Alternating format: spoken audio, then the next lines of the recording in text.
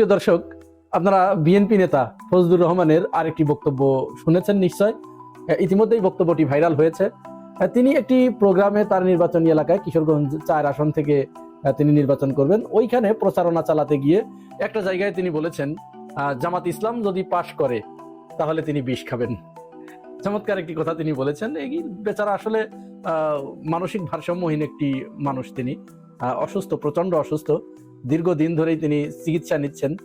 তো এইটা যে তিনি বলেছেন, এটা কি এবারই প্রথম? না, এবারই কিন্তু প্রথম না। তার এই ধরনের জোকারিপনা, এই ধরনের হেয়ালিপনা, ছেলে মানুষই এবং এই ধরনের নোংরা কথা তিনি এর আগে অনেকবার বলেছেন। এটা কেন হয়েছে এরকম? তার কারণ তিনি প্রথমে তো ছাত্র জীবনে ছাত্রলীগের সভাপতি ছিলেন। এরপরে তার জীবনে কোনো সফলতা আসে নাই।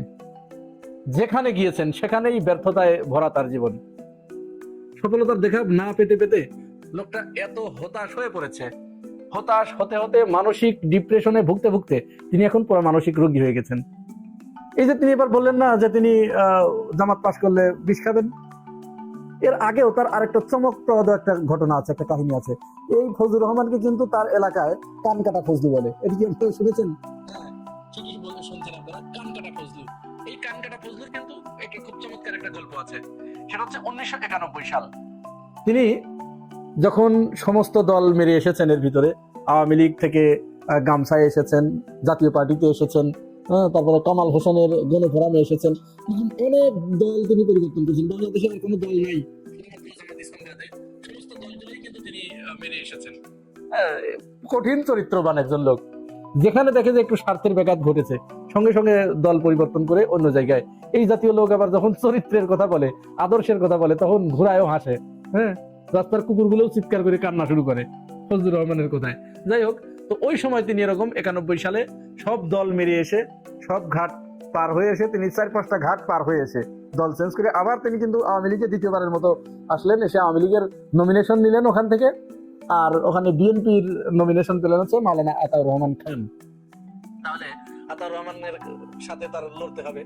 ওই সময় তিনি বিভিন্ন জায়গায় তার নির্বাচনী প্রচারণায় গিয়ে আতাউর রহমান খানের পিছনে এমন লাগতেন, মানে প্রতিহিংসা যাকে বলে। রাজনীতিতে প্রতিযোগিতা থাকবে, প্রতিহিংসা কিন্তু ভয়ঙ্কর ব্যাপার।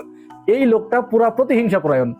আতাউর রহমান খানকে তিনি চ্যালেঞ্জ দিয়ে বসলেন যে এই আতাউর রহমান যদি পাশ করে, ওই কিশোরগঞ্জের ভাষায়, আর ভিতরে একটু পাগলামি আছেই, এই আতাউর রহমান যদি পাশ করে তাহলে আমি 2 কান কেটে কিশোরগঞ্জ শহরে হেঁটে বেড়াবো। যথারীতি নির্বাচন হলো এবং মাওলানা আতাউর রহমান খান তিনি পাশ করলেন। 91 সালে ওই আসন থেকে তিনি এমপি নির্বাচিত হলেন। তো ফজলু, এখন আপনাদের কাছে প্রশ্ন আসতে পারে, তাহলে কি ফজলু কান কেটেছিল? আপনারা এই যে ফজলু যে বক্তব্য দেয়, দেখেছেন কখনো তার কান কাটা? কোনো কান কাটা দেখেছেন? তার কান কিন্তু দুটিই আছে, বহাল তবিয়তেই আছে। এখন এই ফজলুর রহমান কিন্তু কান কাটেন নাই। তো যাই হোক, এবারের প্রেক্ষাপটটা একটু ভিন্ন, কারণ এবার তিনি আওয়ামী লীগের ভোটগুলো পাবেন, আর বিএনপির ভোট তো পাবেনই। কারণ বিএনপি এবার তাকে নমিনেশন দিয়েছে মূলত এই কারণে, আওয়ামী লীগের ভোটগুলো বিএনপির বাক্সে আনার জন্য তিনি মূলত এবার তাকে দল থেকে বহিষ্কার করার পরেও তাকে নমিনেশন দিয়েছে এবং তাকে যে কথা শিখিয়ে দেওয়া হচ্ছে তিনি সেভাবেই বলছেন। একটি কথাও তিনি তার বাইরে থেকে বলছেন না।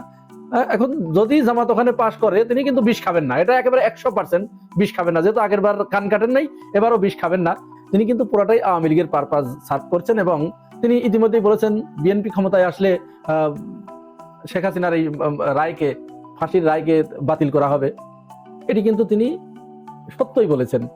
তিনি আওয়ামী লীগ তাকে নিযুক্ত করেছে এখানে, বিএনপির হয়ে বিএনপি তাকে নমিনেশন দিয়েছে এবং তিনি যদি জয়লাভ করেন, বিএনপি ক্ষমতায় আসলে তিনি বিএনপিকে দিয়ে এটি করতে বাধ্য করবেন।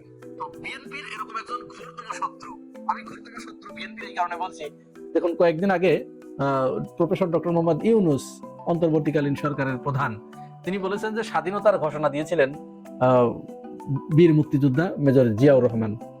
ঠিক তার প্রতিধ্বনি করে, তার প্রতিবাদ করে দেখুন ফজলুর রহমান বলেছেন যে না, স্বাধীনতার ঘোষণা দিয়েছিলেন শেখ মুজিবুর রহমান। তার মানে বুঝতে পারছেন তিনি কোন জায়গার মাছ, তিনি কোন কুয়োর ব্যাং, এবার বুঝতে পারছেন।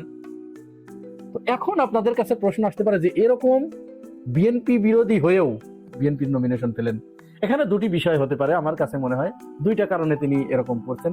প্রথমত, তিনি শেখ হাসিনার কাছ থেকে বা আওয়ামী লীগের কাছ থেকে তার নির্বাচনী এলাকার প্রচারণা চালানোর জন্য নির্বাচনী যত খরচ, এই খরচ তিনি আওয়ামী লীগের কাছ থেকে নিয়েছেন। আর দ্বিতীয় কারণ হচ্ছে বিএনপি তাকে এই পথে নিযুক্তই করে রেখেছে, তার দায়িত্বই দিয়েছে যে তুমি এইভাবে যেভাবেই হোক আওয়ামী লীগের ভোট বিএনপিকে নিয়ে দিতে হবে। যার কারণে তিনি তার সেই দায়িত্বটা পালন করছেন, আওয়ামী লীগের ভোটগুলো যাতে অন্য জায়গায় না যায়, এই জন্য তিনি তার সমস্ত কৌশল সবকিছু তিনি অ্যাপ্লাই করছেন। আরেকটা মজার ব্যাপার, এর ভিতরে একটি খবর বেরিয়েছে, মির্জা ফখরুল ইসলাম আলমগীর তিনি বলেছেন একটা জায়গায় বক্তৃতা করতে গিয়ে যে এই যে দেশে এত মসজিদ, এত মাদ্রাসা, তাহলে দুর্নীতি কমে না কেন? আচ্ছা, দুর্নীতি কি মসজিদ মাদ্রাসা এগুলো কি দুর্নীতি কমানোর প্রতিষ্ঠান? এটা প্রথম শুনলাম আমরা। আমরা জানি যে মসজিদ শুধু ধর্মের কথা বলে, নীতি নৈতিকতা শিখায়, মানুষকে নীতি নৈতিকতার কথা বলে, কিন্তু এই মসজিদ পরিচালনা করে কারা?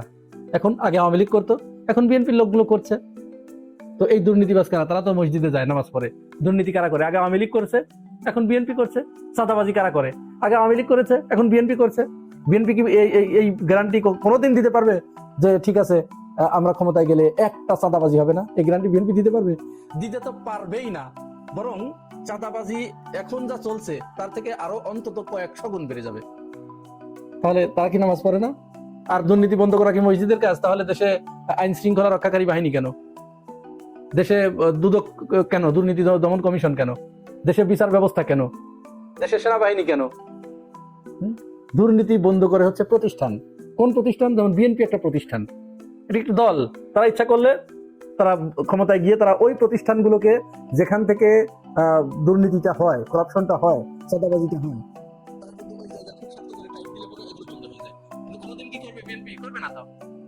আপনারা কি পৃথিবীর কোন দেশে দেখেছেন, Japan, America, Europe, Germany, France, এই সমস্ত দেশে কোন চার্চ বা গির্জার যে পুরোহিত, পাদ্রী, এরা কি দুর্নীতি বন্ধ করে নাকি রাষ্ট্র করে? বিএনপি এখন এই কথাগুলো বলছে এই কারণেই যে তার দোষগুলো, এই যে তাদের ঘাড়ের উপরে যে চাঁদাবাজি এবং দুর্নীতির যে অভিযোগগুলো, এবং নিজেদের আধিপত্য বিস্তারকে কেন্দ্র করে নিজেদের, আজকে কিন্তু 200 ছাড়িয়ে গেছে, নিজেরা মারামারি করে 200 জন নিহত, আজকে 200 ছাড়িয়ে গেছে। এই দোষগুলো এখন এই মসজিদ এবং মাদ্রাসা হুজুরদের ঘাড়ে চাপানোর একটা ফন্দি তারা ইতিমধ্যে শুরু করেছে এবং নিজেদেরকে হালকা করার চেষ্টা করছে। এটা অন্য কিছুই নয়। এইভাবেই তারা অন্যায়কে ডাইভার্ট করবে। বাংলাদেশে অদূর ভবিষ্যতে যে লুটতরাজ হবে, যে দুর্নীতি হবে, যে চাঁদাবাজি হবে, যে করাপশন হবে, এগুলোর জন্য মসজিদ মাদ্রাসা কি করবে? এখানে এদের কি কোনো ক্ষমতা আছে? বরং তারাই তো ওই মসজিদগুলো পরিচালনা করবে। ইমাম সাহেবকে হুমকি দেবে যে এইটা, এখনই বলে, কোনো জায়গায় দেখেন না সভা সমাবেশে গেলে পরে বক্তব্য দিতে দেয় না, সাথে সাথে প্রতিবাদ জানায়, তখন তো আরো বেশি টুটি চেপে ধরবে যে আপনি এই কথাগুলো বলবেন না, কেন বললেন, মার শুরু করবে সাথে সাথে।